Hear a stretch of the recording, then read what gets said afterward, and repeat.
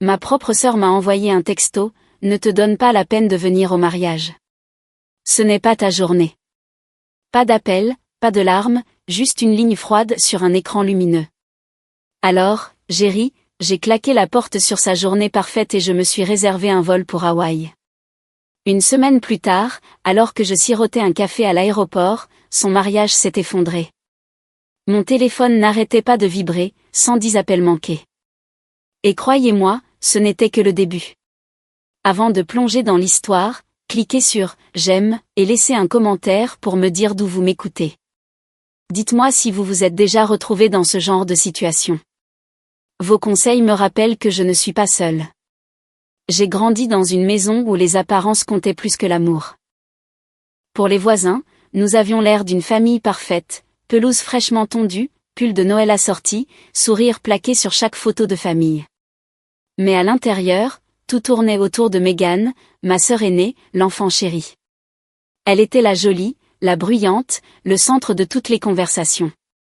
J'étais l'ombre silencieuse, celle qui nettoyait les dégâts que personne d'autre ne voulait gérer. Même enfant, les rôles étaient clairs. Megan avait les projecteurs. J'avais les corvées. Elle organisait des fêtes au lycée, et c'était moi qui frottais les taches de gobelets en plastique rouge sur le tapis le lendemain matin. Nos parents balayaient ça d'un revers de main, le qualifiant de dynamique fraternelle normale.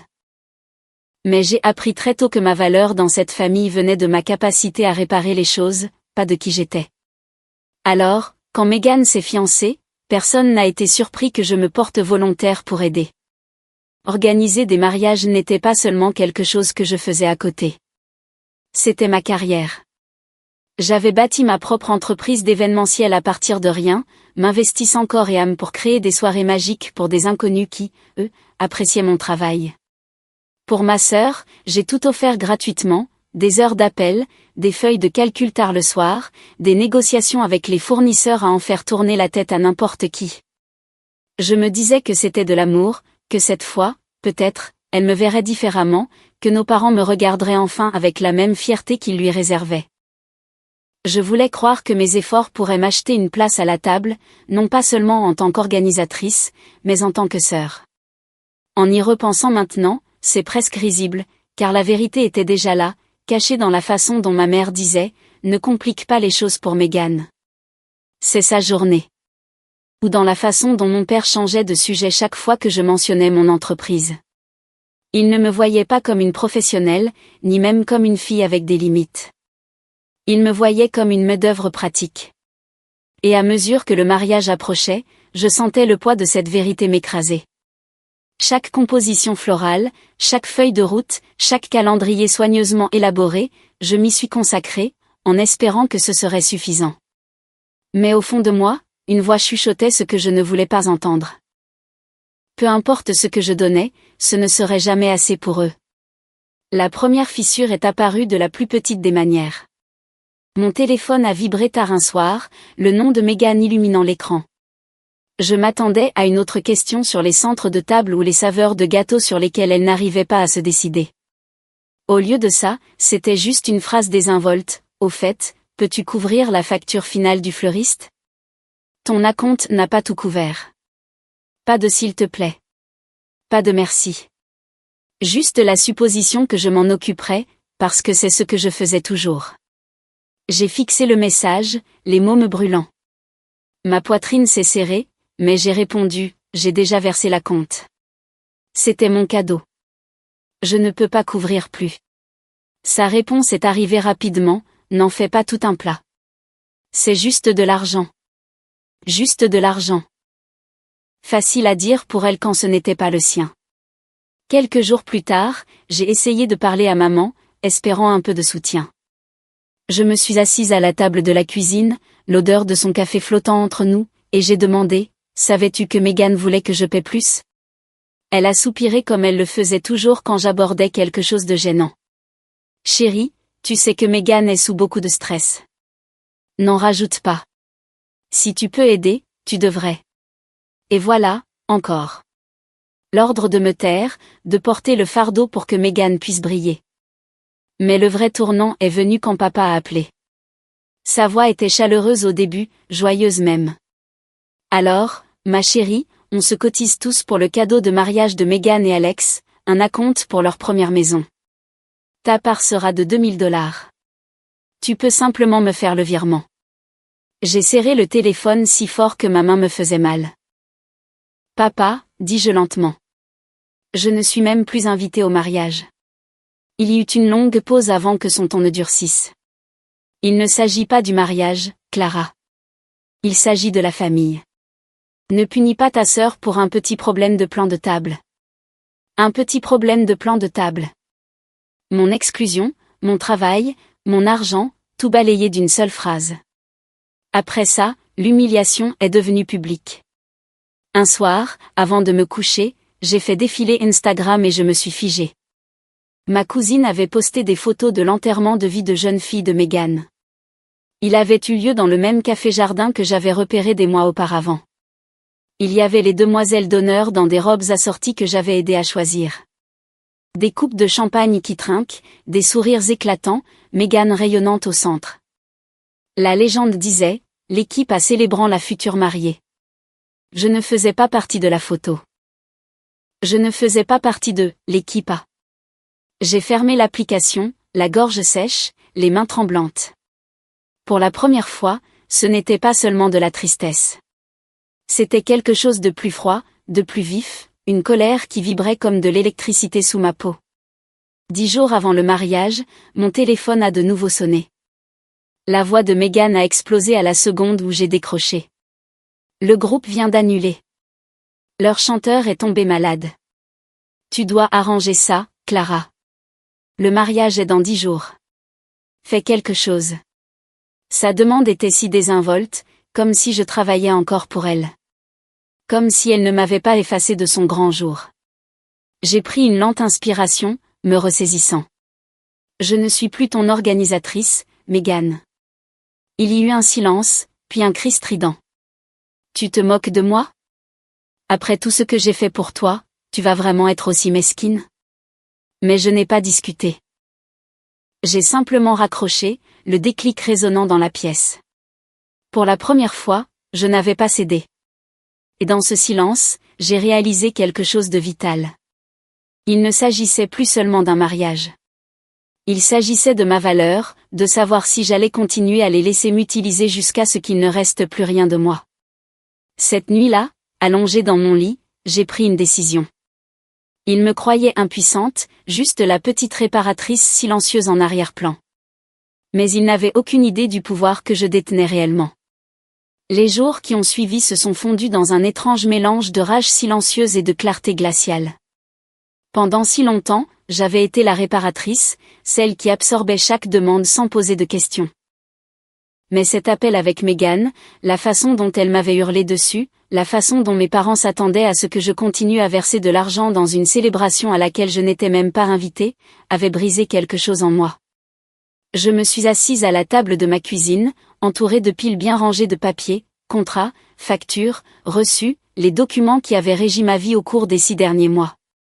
J'avais signé chacun d'entre eux sous le nom de mon entreprise, Collins Events LLC, le lieu de réception, le traiteur, le fleuriste, la location de linge, tous. Je n'y avais pas beaucoup pensé à l'époque. C'était juste ma façon de fonctionner, ne jamais mélanger les comptes personnels et professionnels. Mais maintenant, en parcourant chaque ligne, un détail ressortait comme une bouée de sauvetage. Les soldes finaux étaient dus exactement 7 jours avant l'événement. Si le paiement n'était pas reçu, les contrats devenaient nuls. En d'autres termes, le mariage n'appartenait pas à Meghan. Il m'appartenait. Pourtant, je devais en être sûre. J'ai appelé Sarah, mon amie et avocate, celle qui m'avait aidé à rédiger ces contrats des années auparavant, quand je débutais. Nous nous sommes rencontrés dans un petit café du centre-ville. L'endroit sentait l'expresso et la cannelle, l'air vibrant de conversations feutrées et de tintements de tasses. J'ai fait glisser le dossier sur la table, mes mains tremblant malgré l'expression froide que j'essayais de maintenir. Sarah a parcouru les contrats avec son calme habituel et pragmatique. Après quelques minutes, elle a levé les yeux vers moi, le regard fixe. Ava, tu es la cliente officielle. Légalement, ils te rendent des comptes. Si les paiements finaux ne sont pas effectués avant la date limite, tu as le droit d'annuler. Les acomptes sont remboursables sur le compte de ton entreprise. Ces mots m'ont frappé comme un choc et un soulagement à la fois. Je n'étais pas impuissante. Je n'étais pas juste la sœur qu'il pouvait mettre de côté. J'étais celle qui tenait toutes les ficelles. Est-ce que c'est mesquin si j'utilise ça? Ai-je chuchoté. Sarah a secoué la tête. Ce n'est pas mesquin. C'est du business. Ils ont traité ton travail professionnel comme un paillasson. Tu as tout à fait le droit de leur retirer le tapis de sous les pieds. Cette nuit-là, je me suis assise seule dans mon appartement, la lueur de mon ordinateur portable illuminant la pièce. Mon curseur clignotait à l'écran, me narguant, me mettant au défi de franchir le pas. J'ai rédigé 4 emails, un pour chaque fournisseur.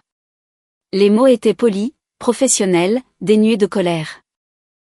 En tant que cliente officielle pour l'événement prévu le 30 août, je vous écris pour vous informer que je ne réglerai pas le paiement final comme stipulé dans notre contrat. Veuillez considérer cet avis d'annulation comme effectif immédiatement. Veuillez rembourser l'acompte sur le compte de mon entreprise enregistrée. Je les ai relus encore et encore, mon cœur battant la chamade. Ce n'était pas une vengeance née de la fureur. C'était la précision nette de quelqu'un qui revendiquait enfin son pouvoir. J'ai programmé l'envoi des emails pour le lendemain matin, à 9 heures précises, 7 jours avant le mariage. En fermant mon ordinateur portable, un calme étrange s'est installé en moi. Dehors, les lumières de la ville scintillaient. Des klaxons de voitures résonnaient faiblement au loin. Pour une fois, leur chaos n'était pas à moi de le gérer. Le lendemain matin, je me suis réveillée au doux bourdonnement de l'alarme de mon téléphone. Je me suis versé un café, je me suis assise près de la fenêtre et j'ai attendu. À 9 heures pile, les emails sont partis. Pas de feu d'artifice, pas de musique dramatique, juste une série de polis adieux numériques voyageant à travers le cyberespace. Pendant quelques heures, il y a eu le silence.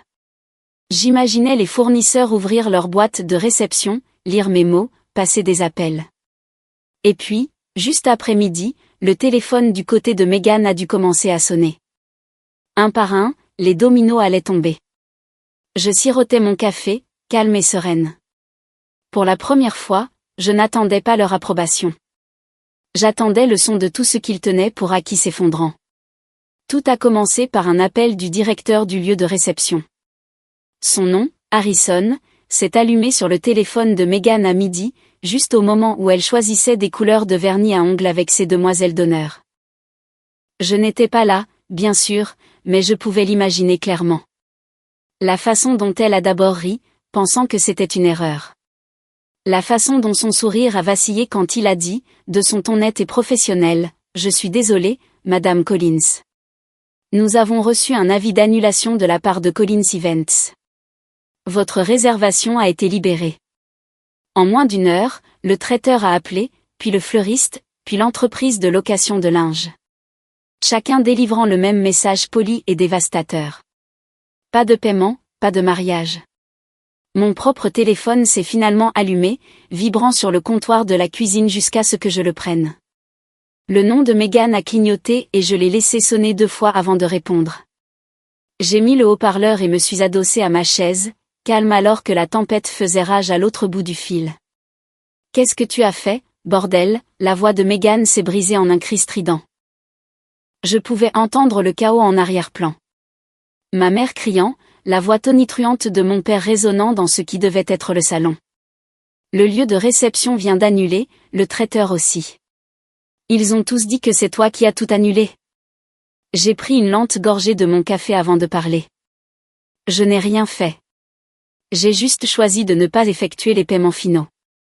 Tu m'as dit que je n'avais pas ma place à ton mariage, Megan. Alors, je me suis retirée, ainsi que mon entreprise. Tu as gâché mon mariage pour te venger de moi, a-t-elle hurlé, la voix rauque de panique. Non, dis-je d'un ton égal. Tu as gâché ton propre mariage quand tu as décidé que je ne valais pas une place à la table. Tu ne peux pas m'effacer, m'utiliser, et t'attendre encore à ce que mon travail te soutienne. Il y eut un temps de silence avant que la voix de ma mère ne s'interpose, vive et furieuse. Ava, comment oses-tu? C'est le grand jour de ta sœur. Tu dois arranger ça tout de suite. Je ne peux pas, ai-je répondu. Mon ton était calme, presque doux, ce qui ne semblait que les rendre plus furieux. Les contrats sont déjà nuls. Les acomptes ont été remboursés sur le compte de mon entreprise. C'est fait. Tu vas rendre cet argent, a rugi mon père, sa voix si forte que j'ai dû éloigner le téléphone de mon oreille. Non, dis-je. Cet argent n'a jamais été un cadeau. C'était professionnel. Et j'en ai fini de vous laisser me traiter comme de la main-d'œuvre gratuite. Pour la première fois, il n'y eut pas de précipitation, pas d'excuse de ma part. Juste le son de mes mots atterrissant comme des pierres dans le silence qui a suivi. À l'autre bout du fil, j'entendais Mégane s'effondrer, ses sanglots saccadés, furieux, désespérés. Tu ne comprends pas ce que tu as fait. Les invités arrivent en avion. La famille d'Alex est déjà là. Et pourtant, il n'y avait pas de place pour moi, l'ai-je coupé. Ma voix s'est aiguisée pour la première fois. Tu t'entends? Tu m'as effacé et tu t'attendais encore à ce que je te porte. Les sanglots se sont transformés en venin. Tu es pathétique. Tu as toujours été jalouse. Tu mourras seule avec tes feuilles de calcul et tes contrats. Et personne ne t'aimera jamais comme nous aimons Mégane. Celle-là a fait mal. Je ne vais pas mentir. Mais je me suis forcée à rester calme. Peut-être, ai-je dit doucement. Mais au moins, je ne m'en dirai jamais des miettes d'amour de la part de gens qui ne savent que prendre. La ligne est devenue complètement silencieuse. Pas un cri, pas un sanglot, juste rien. Et dans cette pause, j'ai su qu'il comprenait enfin. Ce n'était pas un caprice. Ce n'était pas une phase. C'était la fin. Je ne serais plus leur paillasson. J'ai mis fin à l'appel moi-même, appuyant sur le bouton rouge avec une main qui ne tremblait plus.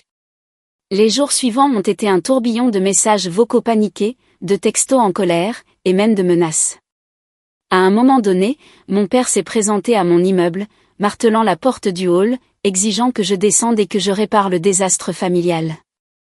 Je suis restée à l'étage, les lumières éteintes, le regardant depuis la fenêtre jusqu'à ce qu'il parte enfin.